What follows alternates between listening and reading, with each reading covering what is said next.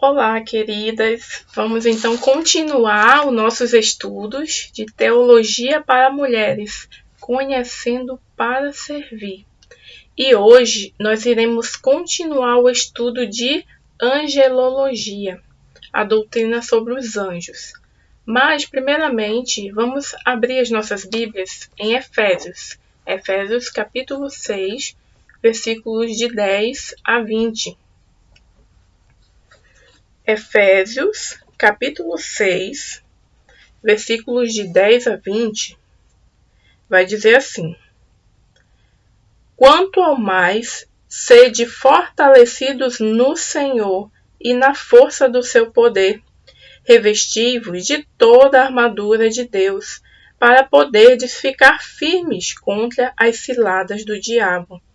Porque a nossa luta não é contra o sangue e a carne, e sim contra os principados e potestades, contra os dominadores deste mundo tenebroso, contra as forças espirituais do mal nas regiões celestes. Portanto, tomai toda a armadura de Deus, para que possais resistir no dia mau, e, depois de terdes vencido tudo, permanecer inabaláveis. Estai, pois, firmes, cingindo-vos com a verdade e vestindo-vos da couraça da justiça. Calçai os pés com a preparação do evangelho da paz, embraçando sempre o escudo da fé, com o qual podereis apagar todos os dardos inflamados do maligno. Tomai também o capacete da salvação e a espada do Espírito, que é a palavra de Deus, com toda a oração e súplica, orando em todo o tempo no Espírito, e para isto, vigiando com toda perseverança e súplica por todos os santos, e também por mim, para que me seja dado, no abrir da minha boca, a palavra, para, com intrepidez, fazer conhecido o mistério do Evangelho, pelo qual sou embaixador em cadeias, para que em Cristo eu seja ousado para falar, como me cumpre fazê-lo. Oremos. Pai querido, te agradecemos, Senhor, por mais uma oportunidade de falarmos da Tua palavra. Ajuda-nos, Senhor, a depender mais de Ti, a saber que nós precisamos ser fortalecidas no Senhor, na força do Seu poder, Pai querido, e que nós precisamos agir, tomar uma atitude para que nós não soframos influências malignas em nossas vidas, muitas vezes sem saber. Ajuda-nos, Pai querido, a entender as Tuas palavras e aplicá-las em nossos corações. Em nome de Jesus Cristo. Amém. Irmãs, essa carta de Efésios é realmente um guia prático para a vida cristã. Paulo, nessa carta, vai dizer o que nós éramos, mortos. Também vai dizer o que nos tornamos, pois fomos vivificados. E em seguida, ele vai enfatizar que em Cristo não existe judeu, gentio, grego. Antes, todos somos um em Cristo Jesus, nosso Senhor. E por essa razão, precisamos estar unidos na mesma fé, buscando a unidade do Espírito e nos comportando dignamente. E esse comportamento deve ser em santidade e deve alcançar todas as áreas de nossas vidas, desde a forma que o meu coração sente as coisas até o meu comportamento perante a sociedade. Desde as palavras que saem da minha boca e o meu modo de falar, até o meu relacionamento com a minha igreja, com a minha família, com meu marido, meus filhos e até com os meus superiores. E a forma como eu sirvo as pessoas. Então, nesse finalzinho da carta, capítulo 6, Paulo vai dizer que precisamos do fortalecimento do Senhor. O poder do Senhor para nos fortalecer. E para isso, nós precisamos ativamente estar nos revestindo de toda a armadura de Deus que nós lemos nesse texto. Mas Paulo fala por que eu preciso de todo esse revestimento, de toda essa força, de todo esse poder que é espiritual.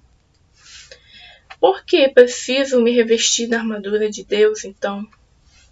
Porque nós estamos em luta, e essa luta não é contra pessoas, não é contra objetos ou coisas visíveis. É uma luta espiritual. É contra os principados e potestades, contra os dominadores desse mundo tenebroso, contra as forças espirituais do mal nas regiões celestes. Ouvindo assim, parece que é uma luta perdida, não é mesmo? Nós somos seres físicos lutando contra seres espirituais, ou contra influências malignas. E como vamos vencer essa batalha? As armas que Deus nos dá também são espirituais. E por isso é possível sim. Não estamos em desvantagem. Deus está conosco e está nos dando todo o direcionamento para que possamos ficar firmes, revestir o dia mal, vencer, sermos inabaláveis, apagarmos os dardos inflamados do maligno. Mas para isso, nós precisamos estar no Espírito, vigiando. E é de qualquer jeito? Não, com perseverança e com súplica. E é súplica mesmo, irmãs. Suplicando a Deus por nós. Somente por mim? Não, por todos os santos. Se queremos servir ao Senhor, é preciso que estejamos revestidas com toda a armadura de Deus, para que as influências espirituais malignas não tirem a nossa alegria e o nosso prazer em servir. Dito isso, vamos continuar então nossos estudos de teologia, vendo um pouco mais sobre os anjos, ou sobre seres espirituais criados por Deus. Angelologia é então a doutrina dos anjos, o estudo dos anjos, estudo daquilo que a palavra de Deus vai dizer sobre esses seres criados. E na aula passada vimos a respeito dos anjos que proclamam, obedecem e adoram a Deus, aqueles que estão ao seu serviço. Mas hoje veremos um pouco sobre o inimigo das nossas almas, aquele que conquistou a terça parte dos anjos de Deus para o pecado, para servirem aos próprios desejos. São estes Satanás e os demônios, que vamos chamar de anjos maus. E sobre isso nós vamos nos perguntar: qual a origem dos anjos maus? Qual a ação dos anjos maus? Qual deve ser a nossa relação com os anjos maus? E qual deve ser a nossa postura em relação a eles? Primeiramente, então, o que são anjos maus? São seres espirituais criados que pecaram contra Deus e hoje continuamente praticam o mal no mundo. Então vamos confirmar se é isso mesmo? Primeiramente, ao estudar sobre os anjos maus, é importante destacar sua origem. Sabemos que eles foram criados perfeitos, e juntamente com todos os anjos. Mas em algum momento houve uma rebelião. A maioria dos autores concordam que durante a criação, Deus disse que tudo era bom. Então não havia pecado. Era tudo perfeito, inclusive os anjos. Mas em algum momento entre Gênesis 1 e Gênesis 3, que é quando a serpente vai tentar Eva, houve uma rebelião e o pecado passa a existir. Então, alguns anjos tornam-se anjos maus ou demônios. Judas 6 vai dizer: e os anjos, os que não guardaram o seu estado original, o estado original de perfeição, mas abandonaram seu próprio domicílio, ele tem guardado sob trevas em algemas eternas para o juízo do grande dia. Então vemos que Deus criou todos os anjos igualmente, e alguns não guardaram seu estado original de santidade, de serviço, de adoração a Deus, e abandonaram seu domicílio, ou saíram da presença de Deus, onde era naturalmente o seu lugar, sua origem. Mas esses anjos maus, nós vamos observar que eles também vão ter uma liderança. O anjo maior que os guia em propósito. Esse líder é Satanás, que nós conhecemos de várias formas, com vários nomes. Primeiramente, Satanás, que é uma palavra hebraica, que significa adversário, e vai aparecer no Antigo Testamento, logo lá no livro mais antigo da Bíblia, que é o livro de Jó. E lá ele vai ser retratado justamente como sendo um adversário, um acusador e inimigo do Senhor. Mas também temos a palavra diabo, que vem a aparecer somente no Novo Testamento. E vamos ter em Mateus, Apocalipse, entre outros textos, essa palavra para se tratar dele. Ele também será chamado de serpente na Bíblia, conforme Gênesis, 2 Coríntios e Apocalipse. Também temos o nome Beelzebu, segundo Mateus e Lucas. A expressão príncipe deste mundo, conforme João. Também temos príncipe da potestade do ar, conforme Efésios. E maligno, conforme Mateus e 1 João. Então vemos que o inimigo das nossas almas é identificado com vários nomes por toda a Bíblia. E é o que podemos perceber nesses textos, evidenciando assim a sua liderança, porque é o único que é nomeado nas Escrituras. Então, qual a atividade ou quais as ações que os anjos maus terão? Primeiramente, nós temos que Satanás deu origem ao pecado. A Bíblia diz que ele era perfeito. Deus o criou perfeito. Deus não criou com pecado. Então a Bíblia vai dizer que ele era perfeito até que se achou iniquidade nele. Então a partir daí ele passa a tentar outros a pecarem também. Por isso, em Gênesis 3, ele já aparece com essa proposta de tentador. Também a atividade dos anjos maus será em oposição a toda a obra de Deus, tentando destruí-la. E já vimos isso tanto quando ele leva Eva a comer o fruto, quanto quando ele vai tentar a Jesus Cristo para tentar frustrar a missão de Jesus como Messias. E dessa forma destruir o plano de Deus para nos salvar. Essa oposição será feita de várias formas, com estratégias diferentes.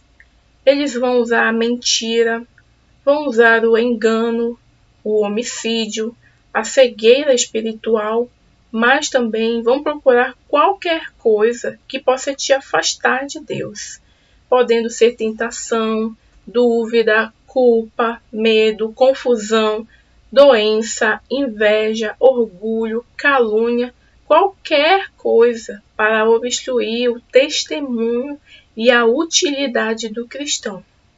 Contudo, é importante termos em mente que toda e qualquer ação realizada pelos anjos maus estão limitadas pelo controle de Deus, e eles possuem um poder restrito. E isso nós podemos ver claramente em Jó. Satanás só podia fazer o que Deus permitia. Ponto final. Ele foi lá de novo e Deus permitiu mais uma vez. ele não foi além do que Deus permitiu. Conforme Jó. Também, como vimos em Judas 6, a palavra de Deus vai dizer que eles estão guardados em algemas eternas. Eles possuem poder? Sim, eles possuem poder, mas somente o que Deus permite. Eles não vão 1 centímetro além do que Deus determina a eles. Por isso, algemas eternas. Irmãs, essas palavras são para nos dar paz, nos dar segurança de que Deus está realmente no controle de tudo em nossas vidas e que até as influências malignas são limitadas por Deus. Lembrem que essa não é uma batalha perdida, como falei no início. Deus não vai permitir que sejamos tentadas além do que possamos suportar. Jamais. Ele é fiel. E ele não é fiel a nós, ele é fiel à sua palavra. Ele prometeu. Então ele vai cumprir. Então, qual a relação que temos com os anjos maus? O que eles têm a ver comigo? Para que serve ter o conhecimento desses seres espirituais? Primeiramente, assim como os anjos bons, os anjos maus, eles nos lembram que o mundo invisível ele é real. Isso, novamente, parece óbvio, mas é importante, porque na nossa sociedade atual já existem várias correntes teológicas. Não é ateístas, são teológicas mesmo, que negam o sobrenatural, que negam a existência de qualquer coisa que não podemos ver, que negam a Bíblia, dizendo que o que nela está escrito não é literal. E isso são mentiras usadas para que nos afastemos das verdades bíblicas e passemos a ser crentes insensíveis às más influências. Outra coisa que precisamos atentar é que a influência maligna é real. Paulo vai dizer à igreja de Corinto que na adoração a ídolos, as coisas que eles sacrificavam eram a demônio e não a Deus. Também Paulo vai dizer em Timóteo que nos últimos tempos alguns iriam abandonar a fé e obedecer a espíritos enganadores e a ensinos de demônios. Então, essa influência é real e nós sabemos que existem religiões firmadas e que crescem muito hoje em dia, mas são baseadas no ensino de anjos. E como a palavra de Deus diz, ainda que um anjo do céu viesse com outro evangelho, deveríamos considerar anátema, maldito. Só podemos concluir que se trata de ensino de demônios e não de Deus, não de anjos bons. Mas não se enganem, talvez seja muito fácil para nós identificarmos heresias dessa natureza, porque são gritantes, né? Para nós principalmente, que não vivemos essa realidade. Mas e quanto à nossa vida cotidiana? O que temos colocado dentro das nossas casas que se constitui como influência maligna? Que tipo de filmes nós estamos assistindo? Que tipo de séries? Vocês sabiam que tem até uma série muito famosa chamada Lúcifer?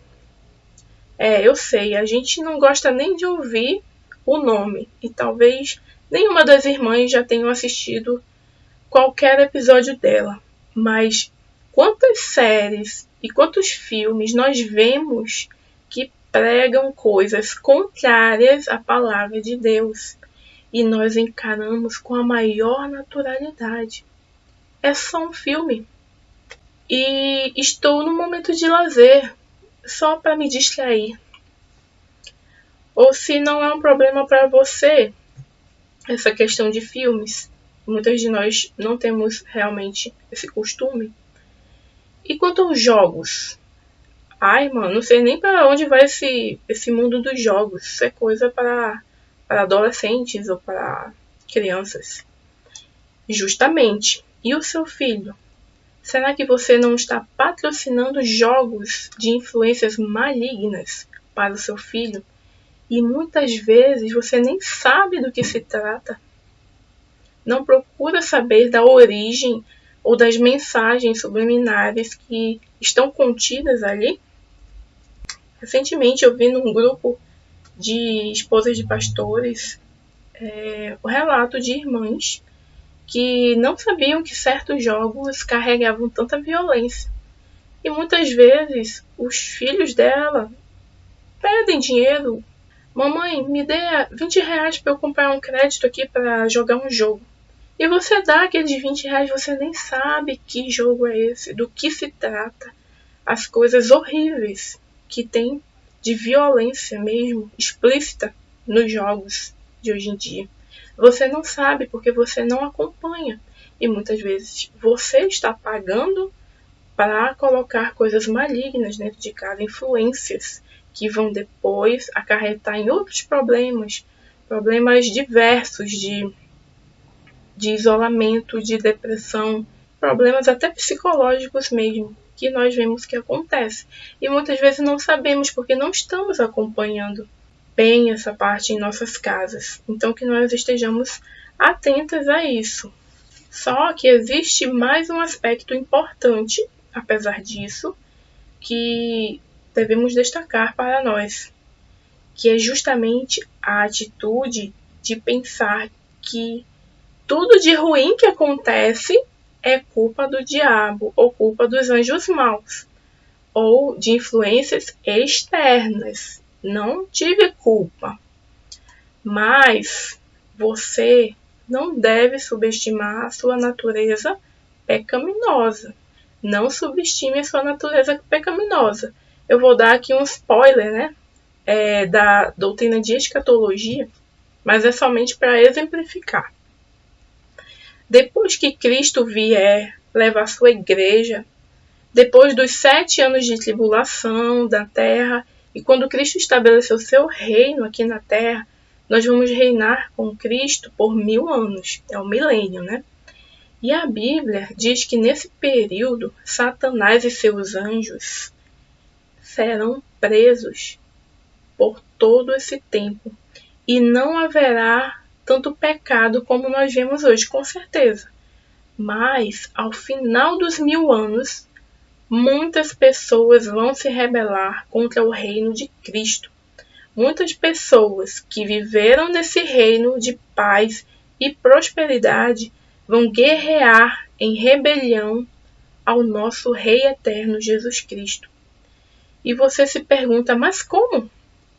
As influências malignas nem estavam lá presentes, mas ainda haverão pessoas comuns, pessoas que não foram transformadas, né? Que ainda têm a natureza pecaminosa e elas vão amar o pecado e todo o fruto da maldade. Então, irmãs, não adianta culpar também somente os anjos maus por toda a maldade que acontece. Nós temos essa natureza pecaminosa, que é uma carne apodrecida em nosso corpo. E enquanto não nos livrarmos dela definitivamente, precisamos estar em ação constante. E qual é a nossa ação?